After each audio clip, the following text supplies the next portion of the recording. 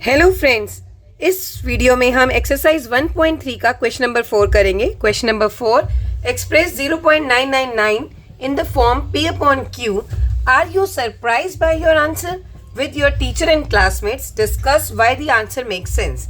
आपको 0.9999 को, जो कि बार बार चल रहा है, रिपीट हो रहा है, उसको P upon Q की फॉर्म में लिखना है। क्या आप इसके आंसर से सरप्राइज हुए हैं? अगर हाँ, तो आपको डिस्कस करना है आपके टीचर और क्लासमेट के साथ कि क्यों ये आंसर मेक सेंस कर रहा है, कि ये आंसर आपको सही लग रहा है और थोड़ा सा डिफरेंट कैसे आया है। तो चलिए, सबसे पहले अगर आप देखें तो ये 0.99, ये सेम क्वेश्चन आपका जो एक्सरसाइज 1.3 का क्वेश्चन नंबर 3 था, उसका फर्स्ट पार्ट की तरह है। उसमें आपका क्वेश्चन था 0.6 बार का, इसका मतलब है 0.66666। तो ये भी उसी फॉर्म में है। तो सबसे पहले हम इसको मान लेते हैं, let x is equal to 0.99999 and so on. इसे हम 0.9 बार भी लिख सकते हैं। तो ये वैसे ही क्वेश्चन हो गया।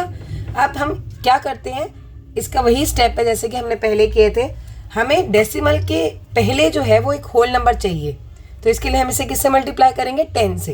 तो 10 से मल्टीप्लाई करने पर ये हो गया हमारा 10x इज इक्वल्स टू 9.9999। ये जितनी मर्जी बार भी लिख सकते हैं एंड सो ऑन। ठीक है, तो यहाँ पर हमारी दो इक्वेशन बन गई। इसको हमने माना 1, इसको माना 2। तो हम इक्वेशन 2 माइनस इक्वेशन 1 कर देंगे नेक्स्ट स्टेप में।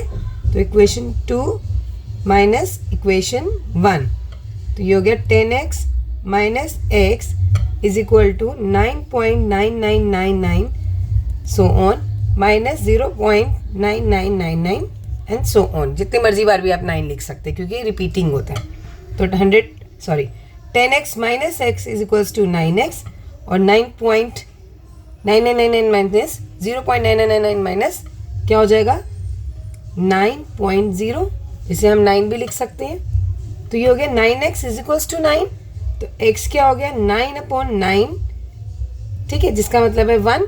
तो ये अप्रॉक्सीमेटली 1 के इक्वल है। अगर हम ध्यान से देखें 0.99999 सो ऑन, ये किसके अप्रॉक्सीमेटली आता है? ये 1 के अप्रॉक्सीमेटली आता है।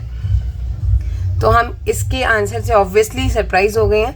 अगर इसके आप ध्यान से देखें तो हम 0.9 को लिख सकते हैं 9/10। ठीक है, इसी तरह 0.99 को लिख सकते हैं 99/100।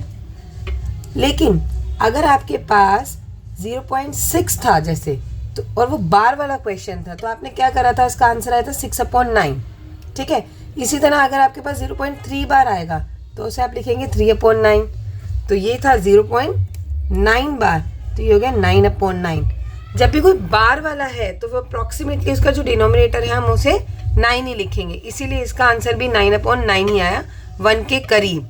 तो अब आपके पास ये आप डायरेक्ट आंसर भी कर सकते हैं। अगर किसी नंबर के ऊपर, जैसे सपोज 0.4 के ऊपर बार आए, तो इसका आंसर आएगा आपका 4/9। पहले आप उसी डिजिट को लिखो और बार का मतलब आप नीचे डिनोमिनेटर में 9 लिख दो। तो यही इसकी एक्सप्लेनेशन है, जस्टिफिकेशन है। तो इसी के साथ हमारा क्वेश्चन नंबर 4 फिनिश होता है।